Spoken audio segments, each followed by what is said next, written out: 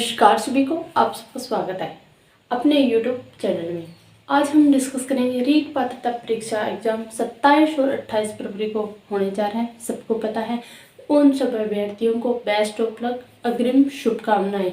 आपका आज महाशिवरात्रि है, भोलेनाथ आप सबको क्या कि सफलता प्रदान करे। मुख्य रूप से क्या कि अंतिम समय में एग्जाम सेंटर पे पहुंचने से पहले आपको मुख्य 3 बातों का कि विशेष ध्यान रखना है। अगर आपने 3 बातें अपने माइंड में बिठा लिया है तो आपका क्या कि 100% पेपर अच्छा जाएगा, बहुत बेहतर जाएगा। तो इसलिए क्या कि आप कौन कौन सी ऐसी 3 बातें हैं जो आपको ध्यान रखनी है। तो सबसे पहले क्या कि आपके अंदर अगर घबराहट हो रही है, डर लग रहा है कि पता नहीं एग्जाम कैसा आएगा, किस प्रकार होगा, किस प्रकार के क्वेश्चंस पूछे जाएंगे, सिलेबस से आएगा या आउट ऑफ सिलेबस आएगा, तो ये क्या कि बच्चों के अंदर बहुत सा डर बैठ रहा है। तो इस बात को निश्चित रहे कि आउट ऑफ सिलेबस एक भी क्वेश्चन नहीं पूछा जाएगा। जितना आपने पढ़ा है उसी में से क्वेश्चन आएंगे। और बच्चों के बहुत से डर है कि क्या हम क्लियर कर पाएंगे या नहीं कर पाएंगे। तो सबसे पहले मैं आपको बता देती हूँ कि जो भी आपने पढ़ रखा है आप उसमें से क्वेश्चन पूछे जाएंगे और क्वेश्चन मान पेपर आएगा तो उस पेपर को आपको हल कैसे करना है। अगर आपको पेपर को हल करना अच्छे ढंग से आ गया है तो ये घबराहट क्या कि अपने आप ही क्या है डर खत्म हो जाएगा। तो सबसे पहले हम देखते हैं कि पेपर को सोल्व कैसे करें, यानी कि पेपर है उसको हल कैसे करना। जैसे ही आपके पास पेपर आए तो उसमें क्या कि आपको बिल्कुल भी हड़बड़ी नहीं मचानी है। सबसे पहले आपको पेपर आए तो आप पेपर को देखना कि कितने समय दिया गया है पेपर हल करने में, कितने ऑप्शन हैं। यानी कि पहले तो क्या 4 ऑप्शन थे, ए बी और सी डी। हो सके तो आप क्या कि इनमें से सभी के सभी ऑप्शन करके आना, क्योंकि अगर किसी का ए आ रहा है, किसी का बी है तो किसी का सी है तो किसी का डी। नेगेटिव मार्किंग नहीं है, तो इसलिए क्या है कि कोई भी पर्सन छोड़ के मत आना। अगर आपको नहीं आ रहा है तो आपका तुक्का नहीं लग रहा है तो कई बार क्या है कि ई ऑप्शन भी दे देते हैं 5वां, तो वो भरना क्या होता है अनिवार्य होता है। तो इसलिए क्या है कि सबसे पहले आप पेपर को देखो, पेपर का समय देखो, पेपर का मान लो कि कोड देखो भी ए बी सी किस किस सेक्शन में दिए गए हैं। फिर है कि आप पेपर करते समय पेपर में जो भी क्वेश्चन आप कर रहे हो उस क्वेश्चन को सबसे पहले अच्छे ढंग से पढ़ो, क्योंकि कई बार क्या होता है कि हम क्वेश्चन को अच्छे ढंग से नहीं पढ़ते हैं और जल्दबाजी में क्या कि उसका आंसर ही कर देते हैं। तो इस प्रकार की गलती हैं वो नहीं करना बिल्कुल भी। जो पेपर में क्वेश्चंस आया है उस क्वेश्चंस को एक बार नहीं 2 बार जरूर पढ़ना। अगर आप 2 बार पढ़ोगे, अच्छे ढंग से पढ़ोगे तो आपका 100% वो क्वेश्चन क्या कि सही होगा।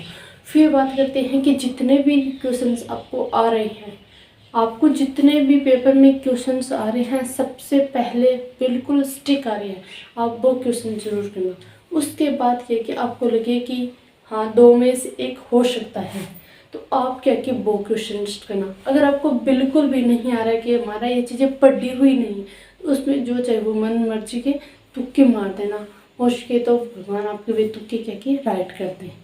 फिर बात करते हैं कि जो भी आपकी आवश्यक सामग्री है उनको क्या कि जैसे कि आपकी एडमिट कार्ड हो गया, आधार कार्ड हो गया, आधार कार्ड की फ़ोटोकॉपी, और जो भी मैरिड महिलाएं वो क्या है कि क्योंकि एडमिट कार्ड में जो एड्रेस है वो अपने माता पिता के नाम से है और जो आधार कार्ड में एड्रेस है वो आपके हस्बैंड के नाम से है। तो इसलिए क्या कि आप अपने 10th या 12th की कोई सी एक डीएमसी साथ लेकर जाएं। फिर बात करें कि अगर किसी का सेंटर 2 या 3 घंटे का समय लग रहा है तो आप क्या है कि आपको पता है कि हमारा सेंटर हम सेंटर पे पहुंचेंगे तो 2 घंटे का समय लगेगा, तो आप 2 घंटे पहले एक्स्ट्रा समय में चलो, क्योंकि पता नहीं कहीं रेलवे क्रॉसिंग हो, कहीं जाम लग जाए तो आपको क्या कि एग्ज़ाम सेंटर में पहुंचने में देरी ना हो। इसलिए क्या कि आप 2 या ढाई घंटे पहले ही घर से चलना जरूर, और भले ही आप 1 घंटे पहले जाकर एग्ज़ाम सेंटर में बैठ जाना अच्छे ढंग से फ्रेश माइंड होके, कोई टेंशन की जरूरत नहीं है, बिल्कुल इजी पेपर आएगा। अगर मैं कर सकती हूँ 8 महीने के बच्चे के साथ 7 जेवीटी 7 इंटर्नशिप दे के आना, पूरे घर का काम करना, और मुझे भी ऐसा डर था कि मेरी इतनी पढ़ाई नहीं हुई है, पता नहीं मेरा होगा या नहीं होगा, लेकिन जब मैंने पेपर देखा तो भी मुझे डर लग रहा मैंने 1-2 क्वेश्चंस करे, मुझे नहीं आ रहा, पता नहीं मेरे पास होगा नहीं, लेकिन जैसे धीरे धीरे खुद को संभालते हुए धीरे फ्रेश माइंड से मैंने पेपर किया, मेरे 100+ नंबर आए। तो आपके क्यों नहीं आ सकते। फिर बात करते हैं कि तुक्का कैसे मारे।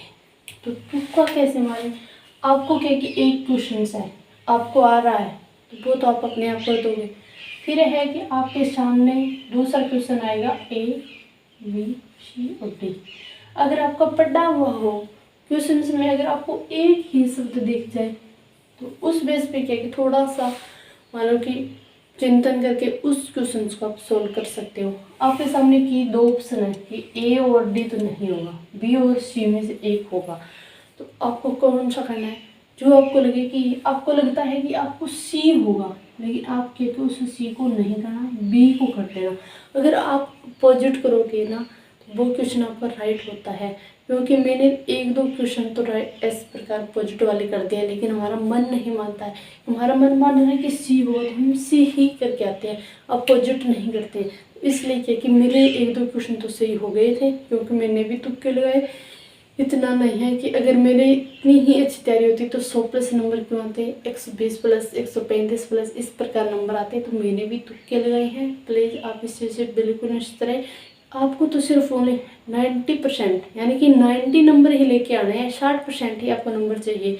आपको घबराने की कोई ज़रूरत नहीं है। फिर बात करते हैं कि एक और इम्पोर्टेंट है, जब आप एग्ज़ाम सेंटर पे जाओगे तो कुछ बच्चों को देखेंगे टाई बेल्ट्स गाड़ी से निकल रहे हैं, उनके हाथ में बोतल है, 1-2 बंदे उनके आसपास घूम रहे हैं, अच्छी खासी ड्रेसें हैं पहन के। तो इस प्रकार की चकाचौंध देखिए आप बिल्कुल भी मत घबराओ। वो अपने कपड़े पे, अपनी गाड़ियाँ कैसी है, अपना माहौल कैसा है, इस पे डिपेंड नहीं करता। आपकी तैयारी कैसी है इस बात पे डिपेंड करता है कि आपने कितना अच्छा पढ़ के आए हो, कितना अच्छा पेपर करोगे। भले ही आप पुराने कपड़े पहन कर भी, अपने सिंपल मोटरसाइकिल पे जाकर भी एग्ज़ाम देकर आते हो और आपका 100% क्लियर हो जाते हैं। जो बड़ी बड़ी गाड़ियों में अच्छे टाई बेल्ट्स के साथ, अच्छे शूज के साथ आते हैं तो उनका नहीं हो पाता। इस प्रकार के क्या कि आसपास का माहौल देख के बिल्कुल भी अपने माइंड में नेगेटिविटी नहीं लेके रहे। फिर आपको ध्यान रखना है कि आपके आसपास जो भी, जब आप एग्जाम सेंटर पे पहुंचते हैं तो कुछ झुंड बना लेते हैं, भले ही लड़कियां हो चाहे लड़की हो। तो कुछ कहेंगे मैंने 10 घंटे पढ़ाई की, कुछ कहेंगे 15 घंटे, कोई कैंडिडेट से कहेगा हमने 2-2, 3-3 महीने भी कोचिंग ज्वाइन करी है। उनमें से ऐसी हाउसवाइफ महिलाएं भी होगी, उनमें से ऐसे लड़के भी होंगे जिनके ऊपर बहुत सी ऐसी जिम्मेदारी हैं, वो अपना प्रॉपर समय नहीं दे पाई हैं। उनके अंदर एक नेगेटिविटी होगी कि इन लोगों ने इतनी तैयारी करी तो इनका क्लियर होगा, हमारा तो सिलेबस भी कवर नहीं हुआ है, हमने तो थोड़ा कुछ ही पढ़ा है, ज़्यादा नहीं पढ़ा है। इस प्रकार की नेगेटिविटी से बिल्कुल दूर है, क्योंकि आपको तो सिर्फ जनरल वाले हैं उनको 90 नंबर लेके आना है, ओबीसी वाले उनको उससे कम, SC ST वाले उनको और भी कम है, दिव्यांग है उनको और भी कम। तो आप इस चीज़ की क्या है कि बिल्कुल भी मन में मत रखो कि भी उसने इतनी तैयारी करी है, मैंने इतनी तैयारी नहीं करी।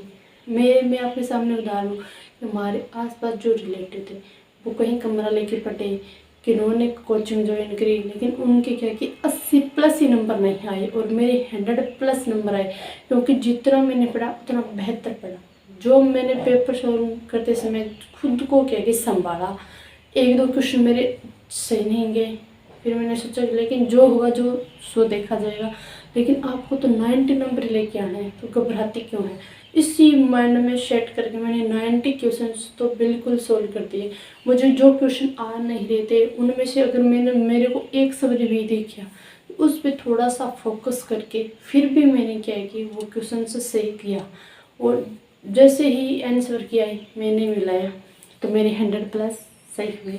और जो कैंडिडेट कह रहे थे कि हम दिन रात मेहनत कर रहे हैं उनके 80+ भी नहीं आए। इस प्रकार से क्या है कि नेगेटिविटी से बिल्कुल आप दूर रहो। जितना इब समय है, आज का टाइम है, जितना आप पॉजिटिव सोचोगे आपका पेपर उतना ही बेहतर जाएगा। तो यही थे कुछ इम्पोर्टेंट बिंदु। तो धन्यवाद सभी को।